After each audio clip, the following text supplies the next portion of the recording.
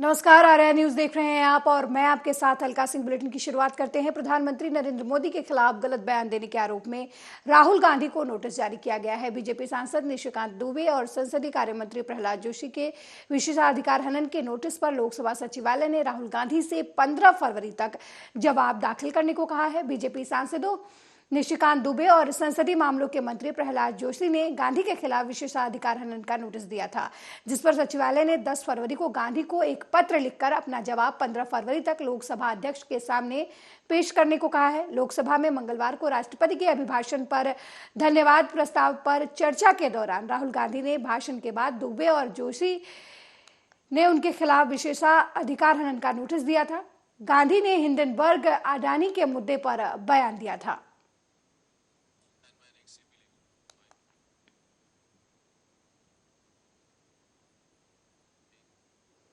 वहीं सोनभद्र के मऊकला में बुद्धि महोत्सव के दौरान मुख्य अतिथि शिरकत करने पहुंचे सपा नेता स्वामी प्रसाद मौर्य को वाराणसी से सोनभद्र आते समय टिंगरा मोड़ के समीप लोगों ने उनकी कार पर स्याही फेंके और काले कपड़े दिखाकर विरोध जताया। वहीं सोनभद्र पहुंचे स्वामी प्रसाद मौर्य को हिंदू जागरण मंच के लोगों ने भी काले झंडे दिखाए। हाथों में काले झंडे लेकर हिंदू संगठन के लोग स्वामी प्रसाद मौर्य के खिलाफ जमकर नारेबाजी करते हुए नजर आए। रॉबर्ट्सगंज महिला थाना तिराहे पर लोगों ने मौर्य के खिलाफ जमकर प्रदर्शन किया। वहीं स्थानीय पुलिस ने उन सभी लोगों को वहां से खदेड़ दिया।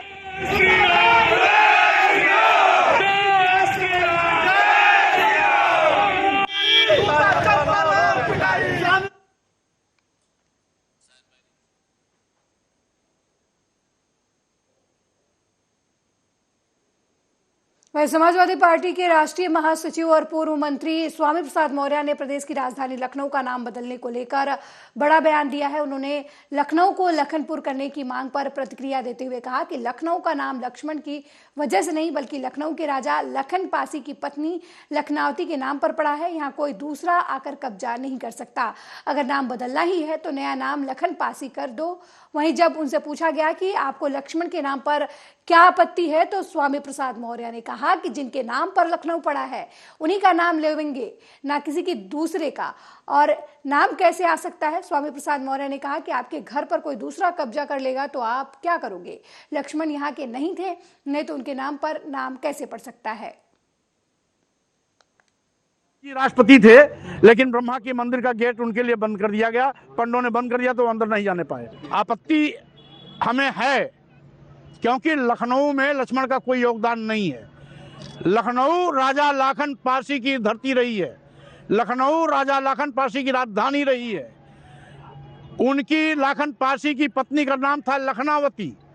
लखनावती से लखनऊ का नाम पड़ा है। अगर लखनऊ लखनऊ ही रहेगा, अगर नाम बदलने की आवश्यकता पड़ती है तो लाखन पारसी के नाम पर उसका नाम रखा जाए, जिस लाखन पारसी की राजधानी रही है।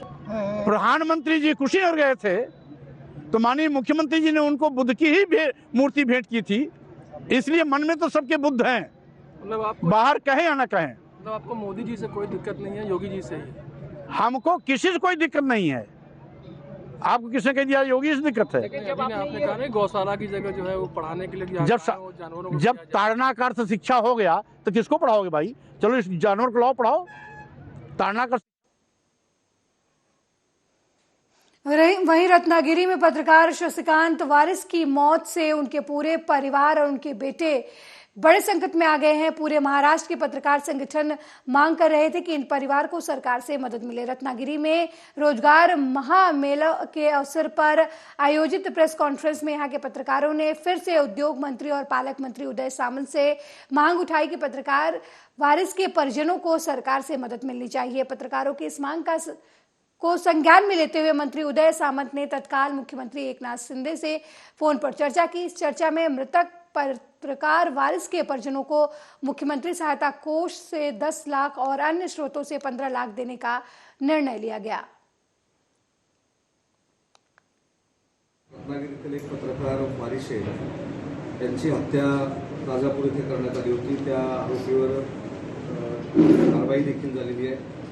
परंतु महाराष्ट्रातल्या तमाम पत्रकार बांधवांनी, रत्नागिरी जिल्ह्यातल्या स्थानिक पत्रकार संघटनांनी, सगळ्या पत्रकारांनी आणि सर्वच जनसामान्य लोकांनी एक मागणी केलेली होती की त्याचा कुटुंबाला, त्या पत्रकारांच्या कुटुंबाला चांगल्या पद्धतीची आर्थिक मदत ही महाराष्ट्र सरकारकडनं झाली पाहिजे. मी आत्ताच आपल्या सगळ्यांच्या समक्ष महाराष्ट्र राज्याचे मुख्यमंत्री आदरणीय एकनाथजी शिंदे साहेबांशी चर्चा केली. आपल्याला माहितीच आहे की महाराष्ट्र राज्याचे मुख्यमंत्री हे संवेदनशील आहेत, भावनाप्रधान आहेत आणि म्हणून त्यांनी कार्यक्रमातूनच आता मला सांगितले की तुम्ही पालकमंत्री म्हणून आणि उद्योगमंत्री म्हणून त्यांच्या कुटुंबाला शासनाकडनं 25 लाखाची मदत केली जाईल अशा पद्धतीची घोषणा करावी, अशा सूचना आणि आदेश त्यांनी मला दिलेले आहेत. तर आता ही कशा पद्धतीने करायची, मुख्यमंत्री सहायता निधीतनं किती करायची, अन्य ठिकाणून किती करायची, ही आता जबाबदारी सरकारची राहणार आहे. परंतु एका पत्रकारावर हल्ला झाल्यामुळं संवेदनशील पद्धतीनं मुख्यमंत्री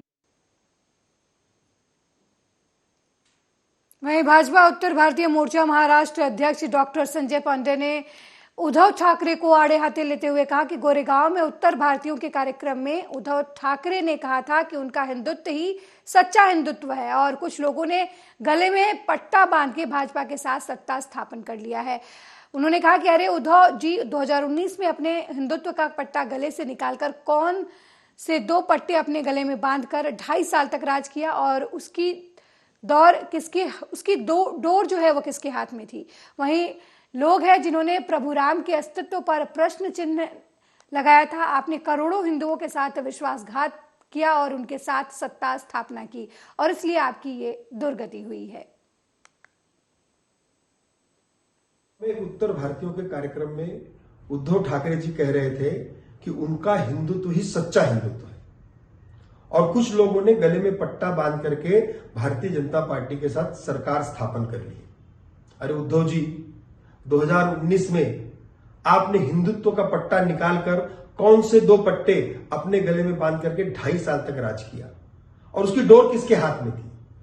ये वही लोग हैं जिन्होंने प्रभु रामचंद्र जी पर अस्तित्व पर प्रश्न चिन्ह निर्माण किया था और आपने करोड़ों हिंदुओं के साथ विश्वासघात दगा करके उनके साथ सत्ता स्थापन की और इसीलिए आज आपकी ये दुर्गत है। चलिए, देर आए दुरुस्त आए। आपके उत्तर भारतीयों के संपर्क अभियान के लिए मैं आपको वहीं अभिनेता क्रांति नाना मालेगांवकर ने नए गृह मंत्री खेल पैठानी को भेंट दी। सिंधे गुट के विधायक प्रकाश सुर्वे की ओर से यह कार्यक्रम आयोजित किया गया था। इस कार्यक्रम में सांसद श्रीकांत शिंदे की पत्नी विशाली श्रीकांत शिंदे मौजूद रहीं। इस दौरान विशाली शिंदे ने कहा कि महिलाओं को अपने व्यस्त दैनिक कामकाज से भी ऐसे कार्यक्रम करने की जरूरत है। वृषालीताईंनी सहभाग घेतला आणि सर्वांचा मान राखून हा कार्यक्रम खूप छानपणे पार पडला, त्याबद्दल सर्वांचे नाही. खरं सांगायचं तर हा कार्यक्रम खूपच छान प्रकारे आयोजित केला गेला आणि त्यानिमित्ताने महिला घराच्या बाहेर पडल्या, आपल्या रोजच्या व्यस्त जीवनातून थोडाफार विरंगुळा त्यांना मिळावा ह्यासाठी हा कार्यक्रम पण आयोजित केला आणि खूपच छान प्रकारे महिलांनी नाही सर्वांना खूप छान छान शुभेच्छा देते, कारण की हा कार्यक्रम खूप छानपैकी त्यांनी पार पाडलेला आहे आणि लेडीज खूप चांगल्यापैकी एन्जॉय पण करतायत, सहभाग पण करतायत. साहेबांनी खूप छान केलेला आहे हा प्रोग्राम आणि आता साहेबांच्या वाढदिवसाच्या निमित्ताने हा कार्यक्रम त्यांनी सादर केला आहे आणि सर्वच लेडीज खूप आवडीने म्हणजे जल्लोषात खेळत आहेत आणि एवढा प्रतिसाद मला खूप आवडलं बघून. आणि इकडे मी त्यांना थँक्यू म्हणते की त्यांनी मला आमंत्रण केलं इकडे लेडीजच्या प्रोग्राममध्ये एन्जॉय करायला आणि इथे मी त्यांना शुभेच्छा देते.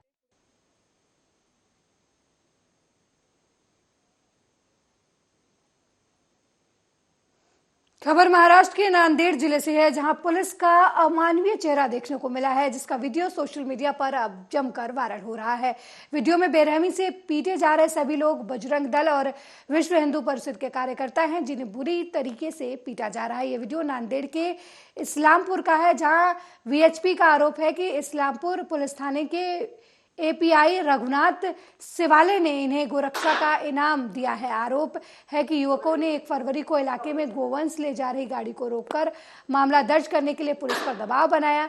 वहीं पिटाई का वीडियो वायरल होने के बाद विश्व हिंदू परिषद ने एपीआई के खिलाफ महाराष्ट्र के उप मुख्यमंत्री देवेंद्र फडणवीस के साथ महाराष्ट्र के डीजीपी को भी पत्र लिखकर एपीआई के ऊपर कार्रवाई की मांग की थी।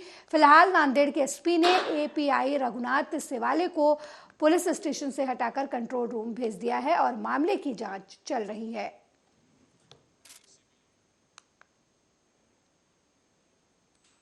अगली खबर महाराष्ट्र के चंद्रपुर से है, जहां ब्रह्मपुरी तहसील के खेड़मक्ता गांव में 12वें दशक के कृष्ण भगवान की सुंदर मूर्ति मिली है। मिली जानकारी के मुताबिक गांव के ही रहने वाले गजानन मानकर ने घर में शौचालय निर्माण के लिए गड्ढा खोदने का काम शुरू किया था।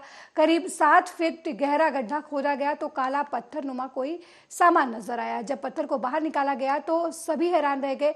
ये सिर्फ एक पत्थर नहीं बल्कि भगवान कृष्ण की सुंदर मूर्ति थी। मूर्ति मिलने की जानकारी गांव में फैलते ही ग्रामीण मूर्ति देखने दौड़ पड़े। ग्रामीणों ने मूर्ति का दुग्ध अभिषेक कर मूर्ति की पूजा की। इतिहास के जानकार अशोक सिंह ठाकुर ने बताया कि यह मूर्ति 12वीं शताब्दी की है और चालुक्य काल की है। पूरी तालुका के अंतर्गत आने वाला खेड़मत्ता गांव में शौचालय के निर्माण कार्य करते समय वहां पर एक काले पाषाण में एक जो मूर्ति मिली है वो भगवान श्री कृष्ण की मूर्ति है।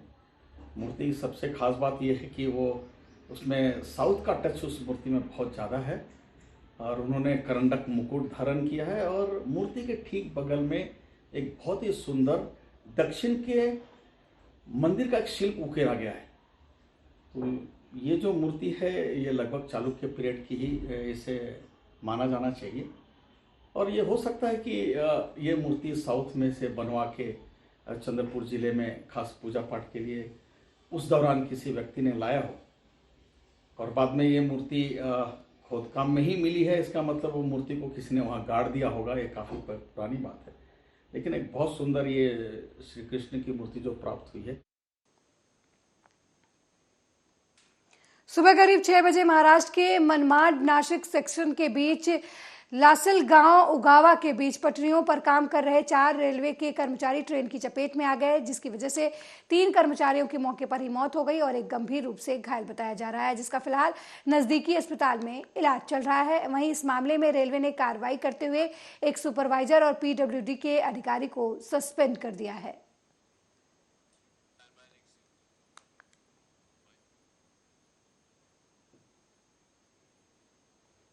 गोरक्षनाथ मंदिर पहुंचे हिमाचल प्रदेश के नवनियुक्त राज्यपाल शिव प्रताप शुक्ला ने गुरु गोरक्षनाथ की पूजा अर्चना की। इस दौरान उन्होंने कहा कि गोरक्षपीठ सभी के लिए आराध्य है। पार्टी ने जो भी दायित्व दिया है उसका पूरी निष्ठा से पालन किया जाएगा। साथ ही पार्टी की तरफ से मिली नई जिम्मेदारी के लिए शीर्ष नेतृत्व का आभार जताया।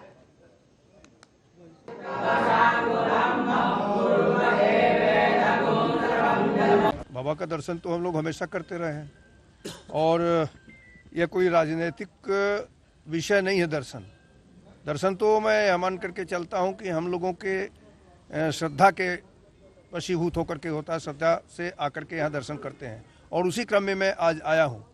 तो मैं भगवान गोरक्षनाथ से यही प्रार्थना करूंगा, निवेदन करूंगा कि जो भी मेरी राजनीतिक यात्रा है उस राजनीतिक यात्रा को बड़े उज्जवल तरीके से मुझे चलाने में हमको अपना आशीर्वाद दें। अपनी वहीं रायबरेली में जेसीबी से बाग में हो रही खुदाई के दौरान पुरानी बंदूक और तलवारें मिलने से गांव में हड़कंप मच गया। ये मामला गोरबख्शगंज थाना क्षेत्र के देदौर गांव के पास स्थित दुर्गा इंटर कॉलेज के बाग का है, जहां पर बाग मालिक जेसीबी से खुदाई करवा रहे थे। तभी अचानक खुदाई के दौरान पुराने जमाने की 4 से 5 तलवारें और बंदूक निकल आई। स्थानीय लोगों की सूचना पर पहुंची पुलिस ने खुदाई के दौरान निकली बंदूक बोतल वालों को संरक्षित कर उच्च अधिकारियों को इसकी सूचना दी है। क्या हुआ है? ये ठूंठ खुदवा रहे थे, उसमें जो है तलवारें और बंदूकें निकली जड़ के नीचे। कैसे जानकारी हुई आपको? उसमें जेसीबी में जब फंसी तो जानकारी हुई कि इसमें जो है तलवार निकली है। देखा गया तो उसको बुलाया गया। ये खुदाई हो चुकी है कभी और उसमें खुदाई कराएंगे? नहीं, अभी तो हो नहीं। क्या नाम है भैया आपका? हमारा नाम बचनू। कहाँ रहते हैं? ददौर में। क्या हुआ आज यहाँ पर? यहाँ पे कल महुआ के ठूंठ खोदे जा रहे थे, तो उसी के अंदर जो है तलवार, 3 तलवार, एक बंदूक निकली। ये कटान कब हुई थी? कटान मतलब पेड़ गिर गया था, उसी वही काटे जा रहे थे। अच्छा, काटे जा रहे हैं। ठेकेदार कौन थे? ठेकेदार यही गांव का बाबा कहते हैं। अच्छा, कैसे मालूम हुआ आप लोगों को यहाँ पे तलवार है? ठूंठ खोदा जा रहा तो जो है पता लगा कि जो है नीचे निकली, तो लोग देख।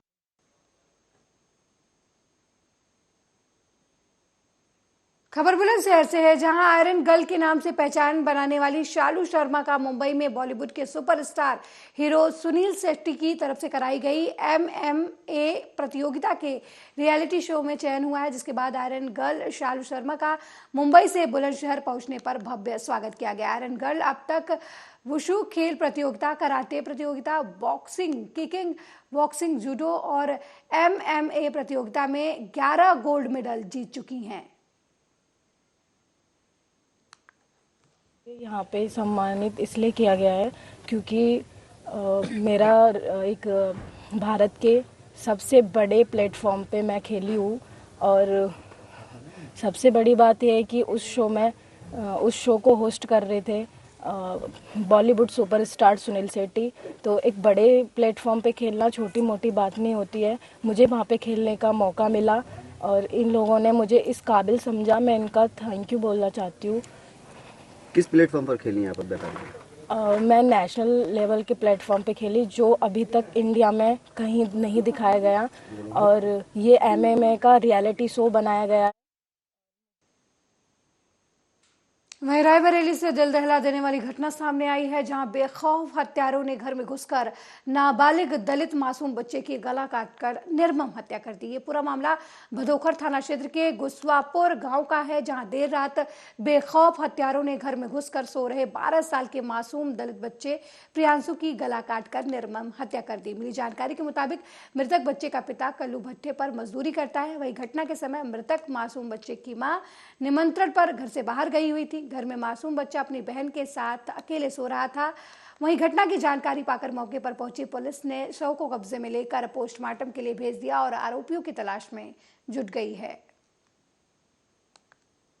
आज थाना भदोकर क्षेत्र के ग्राम गोसुआपुर से प्रातः 5 बजे कंट्रोल रूम के मार्फत ये सूचना प्राप्त हुई कि एक प्रांशु नाम के 12 वर्षीय बच्चे का शव उसके कमरे में पड़ा हुआ है। घटनास्थल पर पुलिस पहुंची, तमाम अधिकारी पहुंचे और पहुंच के छानबीन की गई तो ये देखा गया कि प्रांशु एक बंद कमरे में अपनी बहन के साथ सो रहा था और किसी इंट्रूडर ने, अब किन परिस्थितियों में दरवाज़ा खुला, कैसे खुला, इस पर जांच चल रही है, अंदर घुस करके उस बच्चे की वहीं पास में रखी हुई कुल्हाड़ी से उसकी हत्या कर दी। मौके पर मिली कुल्हाड़ी से ये समझ में आया कि वो हत्या के इरादे से तैयारी के साथ शायद वो व्यक्ति नहीं आया था।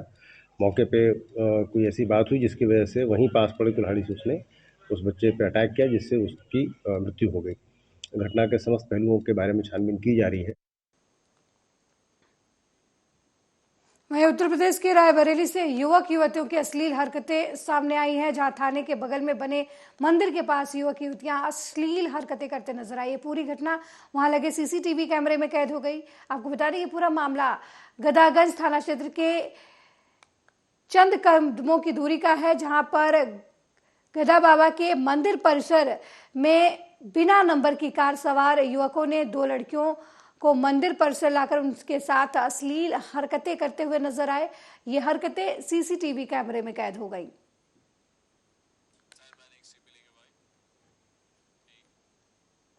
खबर यूपी के हमीरपुर से है, जहां कुरारा थाना क्षेत्र में मार्केट में खरीदारी करने आई बुजुर्ग महिला टप्पेबाजी का शिकार हो गई। टप्पेबाज झाड़ फूक का सहारा लेकर महिला के जेवर लेकर रफू चक्कर हो गए। फिलहाल पुलिस मामले की जांच कर रही है।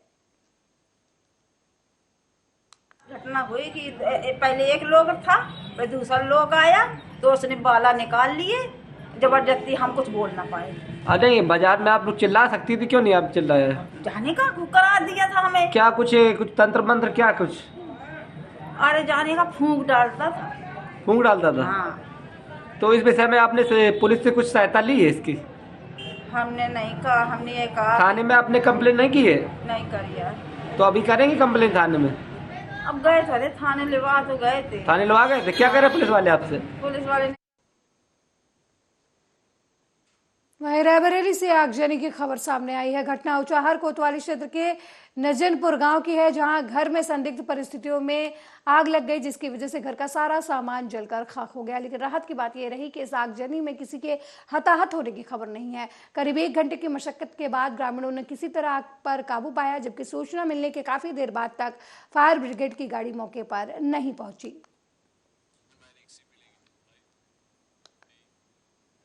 प्रतापगढ़ में छात्राओं से छेड़खानी कर रहे छात्र का विरोध करना कॉलेज प्रबंधक को भारी पड़ गया। मिली जानकारी के मुताबिक कंधई थाना क्षेत्र के मधुपुर स्थित इंटर कॉलेज में फेयरवेल पार्टी चल रही थी, तभी वहां एक मनभर छात्र छात्राओं के साथ छेड़खानी करने लगा, जिसे देख कॉलेज प्रबंधक ने छात्र की पिटाई कर दी, जिसके बाद गुस्साए छात्र ने तमंचे से प्रबंधक के ऊपर फायरिंग कर दी। वहीं घटना की जानकारी पाकर मौके पर पहुंची पुलिस मामले की छानबीन में जुट गई है।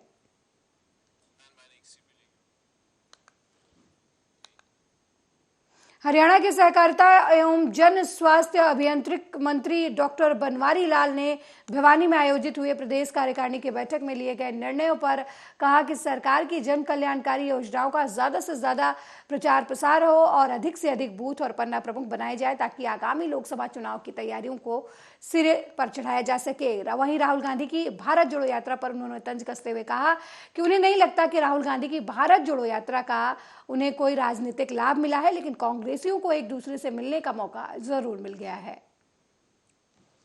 कांग्रेस की सरकार थी और किसानों के लिए एक कमेटी बनाई गई थी स्वामीनाथन आयोग के ऊपर, और हुड्डा साहब ही उसके चेयरमैन थे, और अपनी सरकार में उसमें रिपोर्ट तक नहीं दे पाए थे।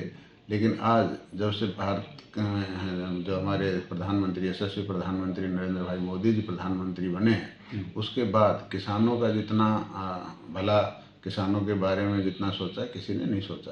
प्रधानमंत्री फसल बीमा योजना, प्रधानमंत्री किसान सम्मान निधि जैसे योजनाएं लेके भाई छोटे किसानों के लिए सरकार करती है, और 6,000 प्रतिवर्ष जो किसान सम्मान निधि मिलती है तो उस छोटे किसान के लिए बहुत लाभदायक होती है। इसी तरह अगर किसी किसान का फसल नुकसान होती है तो उसको जो मुआवजा है वो भी काफ़ी अच्छी राशि हरियाणा सरकार। वहीं मोगा से सड़क हादसे की खबर सामने आई है, जहां देर शाम कोटकपुरा बाईपास पर एक पिकअप वैन ने मोटरसाइकिल की आमने सामने से टक्कर हो गई। इस हादसे में एक मोटरसाइकिल सवार की मौके पर ही मौत हो गई और 2 युवक गंभीर रूप से घायल हो गए, जिनकी हालत गंभीर बताई जा रही है। उन्हें फरीदकोट रेफर कर दिया गया है। वहीं पुलिस ने वैन और उसके ड्राइवर को डिटेन कर लिया है।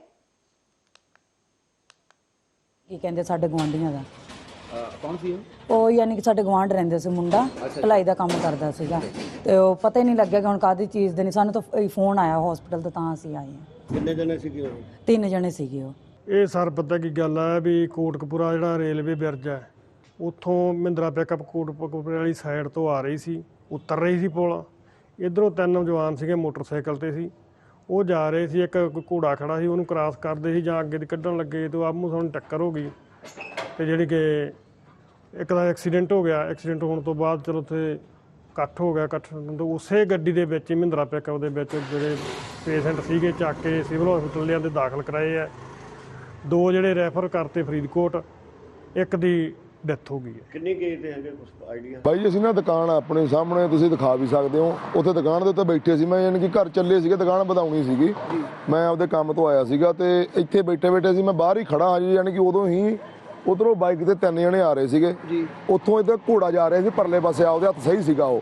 ਉਧਰੋਂ ਜੀਪ ਬਾਈ ਜੀ ਉਹਦੇ ਵਿੱਚ 20-25 ਜਣੇ ਲੱਦੇ ਹੋਏ ਸੀ, ਸੰਗਤ ਸੀ, ਰੱਬ ਜਾਣੇ ਪਤਾ ਨਹੀਂ ਕੀ ਸੀ ਕੀ ਨਹੀਂ। ਉਹ ਆਪਾਂ ਨੂੰ ਇਹ ਚੀਜ਼ ਦਾ ਪਤਾ ਨਹੀਂ ਕਿੱਥੋਂ ਆਏ ਕਿੱਥੋਂ ਨਹੀਂ ਆਏ। ਯਾਨੀ ਕਿ 15-20 ਤੋਂ ਬੰਦੇ ਸੀ, ਗੱਦੇ ਉਹਨਾਂ ਦੇ ਵਿੱਚ ਲੱਗੇ ਸੀ। ਯਾਨੀ ਕਿ ਮੂਹਰੇ ਕੈਮਰੇ ਦੇ ਵਿੱਚ 3-4 ਬੰਦੇ ਵੀ ਵਿੱਚ ਸੀ। ਉਹਨਾਂ ਦੀ ਗੱਡੀ ਬਾਈ ਜੀ ਉਹ ਮੋਟਰਸਾਈਕਲਾਂ ਨਾਲ ਵੱਜਦੀ ਆ ਵੀ ਇੰਨਾ ਕੁ ਜ਼ਿਆਦਾ ਜ਼ਬਰਦਸਤ ਧਮਾਕਾ ਹੁੰਦਾ ਵੀ ਉਹਨਾਂ ਦੇ ਵਿੱਚੋਂ ਅੱਗ ਨਿਕਲਦੀ ਪਈ ਆ। ਅਸੀਂ ਉਦੋਂ ਹੀ ਵੇਖ ਕੇ ਡਰ ਗਏ ਵੀ ਆਹ ਕੀ ਹੋ ਗਿਆ, ਇੰਨਾ ਧਮਾਕਾ ਸੀਗਾ ਬਾਈ ਜੀ। ਅਸੀਂ ਜਦੋਂ ਉੱਠ ਕੇ बाहर आए बाई जी। इस बुलेटिन में मेरे साथ फिलहाल इतना ही। देश दुनिया की तमाम खबरों को देखने के लिए देखते रहिए आर्या न्यूज़। नमस्कार।